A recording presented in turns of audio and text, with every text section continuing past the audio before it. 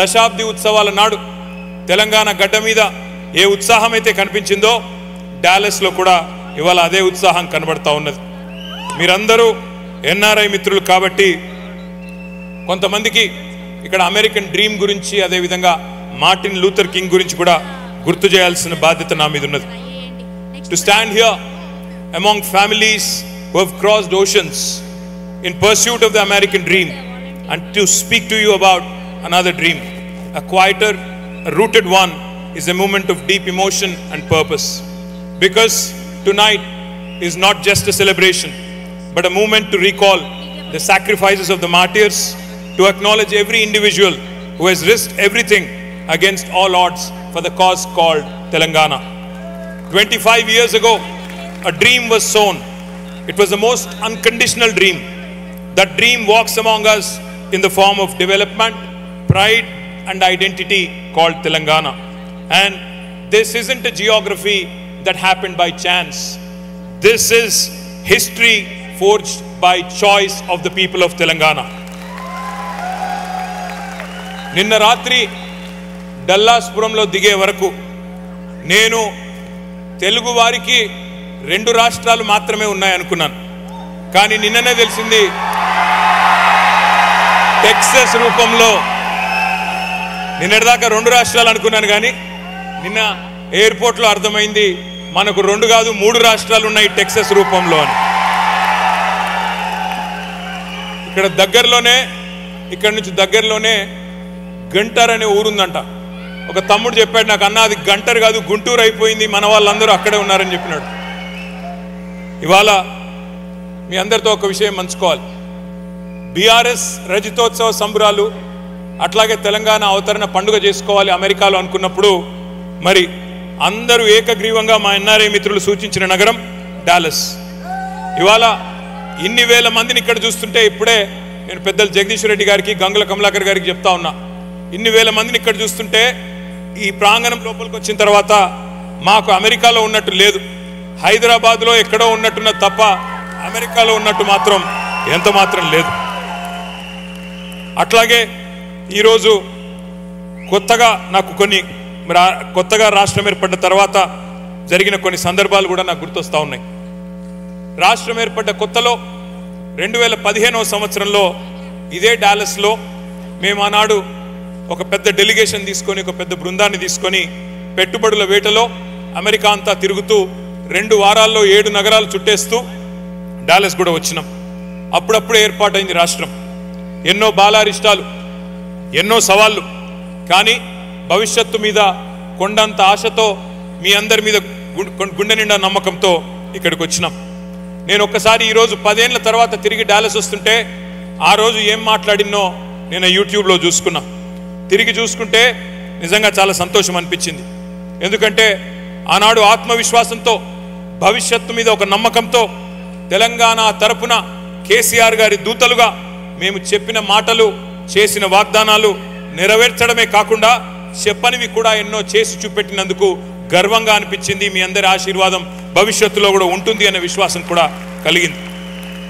జీవితంలో కలలు చాలామంది కంటారు, కానీ కొందరే సాకారం చేసుకుంటారు. అమెరికాలో ఇక్కడ మీ అందరికీ తెలుసు ది గ్రేట్ అమెరికన్ డ్రీమ్ అంటారు. ఏమీ లేకపోయినా తమ మీద ఒక విశ్వాసంతో, తమ మీద ఒక నమ్మకంతో, ఆత్మవిశ్వాసంతో, గుండె నిండా నిబ్బరంతో, మరి జేబులో రూపాయి లేకపోయినా జేబులో డాలర్ లేకపోయినా మరి తమ నమ్మకాన్నే పెట్టుబడిగా మలిచి స్వశక్తితో పైకి ఎదగడాన్నే అమెరికన్ డ్రీమ్ అంటారు. మరి ఇక్కడ ఉన్న ప్రతి ఒక్కరు కూడా మీరు మధ్యతరగతి కుటుంబాల నుండి లేదా దిగువ మధ్యతరగతి కుటుంబాల నుండి భారతదేశం నుండి ఇక్కడికి వచ్చి ఇవాళ బ్రహ్మాండంగా you are all living your American dream, you are all achievers. అట్లాగే మరి మీరు కలలు కన్నట్టుగానే మీరు ఎట్లా అయితే ఒక స్వప్నం చూశారో 2001వ సంవత్సరంలో ఒక బక్కపలుచని మనిషి ఒక కల కన్నాడు. ఆ కల తన కోసం కాదు, 4 కోట్ల మంది తన ప్రజల కోసం కన్నాడు. దేశ స్వాతంత్రం కోసం పోరాడిన మహాత్ముడి స్ఫూర్తిగా, అదేవిధంగా బోధించు, సమీకరించు, పోరాడు అని చెప్పిన డాక్టర్ బాబాసాహెబ్ అంబేద్కర్ స్ఫూర్తిగా, ఐ హ్యావ్ ఎ డ్రీమ్ అని గర్జించిన మార్టిన్ లూథర్ కింగ్ స్ఫూర్తిగా ఆనాడు చిమ్మ చీకట్లలో ఒకే ఒక్కడుగా బయలుదేరి ఉద్యమ బాట నుండి నేను తప్పుకుంటే నన్ను రాళ్లతో కొట్టి చంపండి అను పిలుపునిచ్చిన ఒక నాయకుడు కేసీఆర్. శూన్యం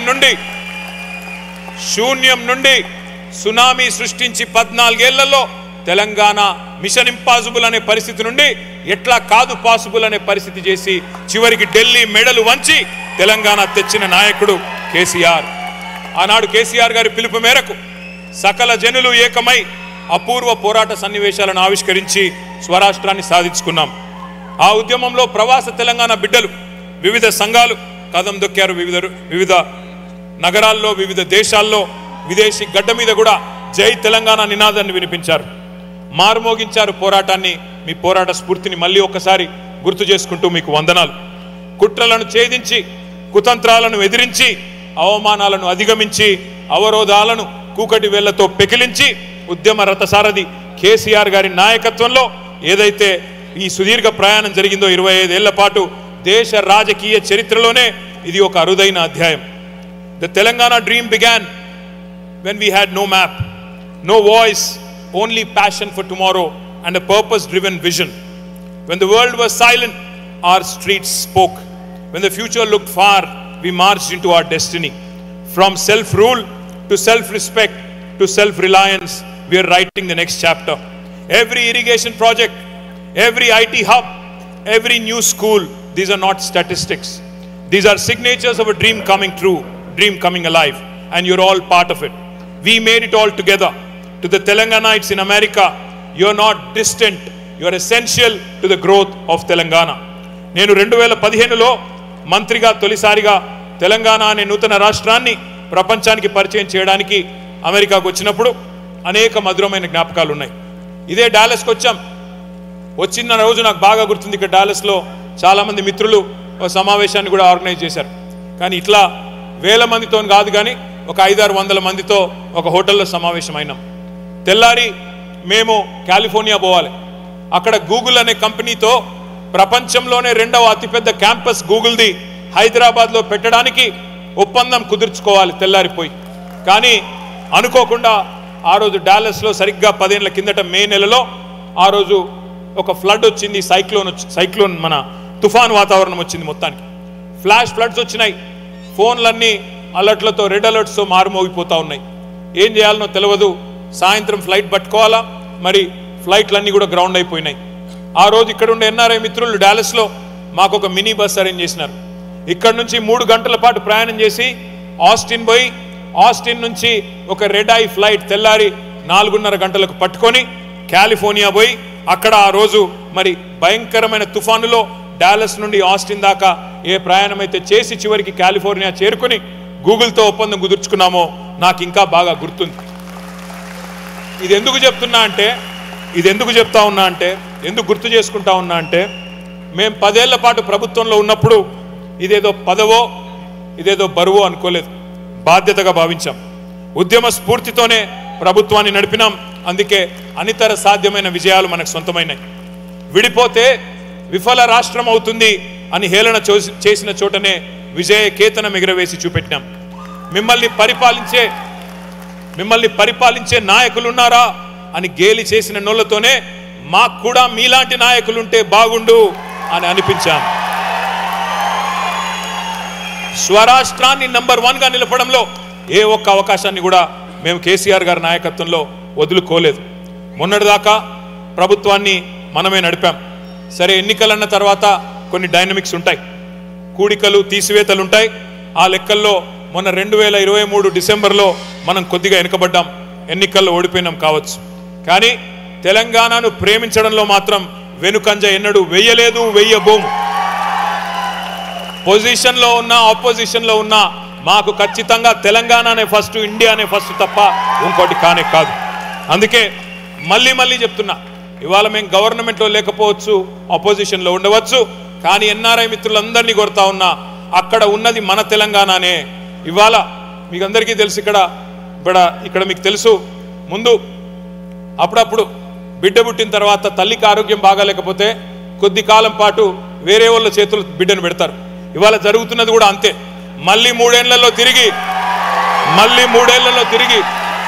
మళ్ళీ బిడ్డ తల్లి దగ్గరికే చేరుతుంది. తెలంగాణ తల్లి దగ్గరికి చేరుతుంది. తిరిగి కేసీఆర్ గారే ముఖ్యమంత్రిగా 3 ఏళ్లలో మళ్ళీ తప్పకుండా వస్తారు.